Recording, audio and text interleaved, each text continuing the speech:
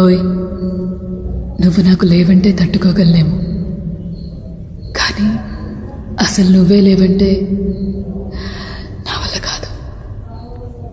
కాస్త జాగ్రత్త. అడిగా అందాల చిన్ని చినుకులనే పిడుగే రానుంది అని తెలియకనే పిలిచా ఏడేడు రంగు తళుకులనే నలుపే చేరింది వీధిలా. ఏమైనా తప్పంతా నాదేలే, చూపించా కలలే నీకిచ్చా దిగులే.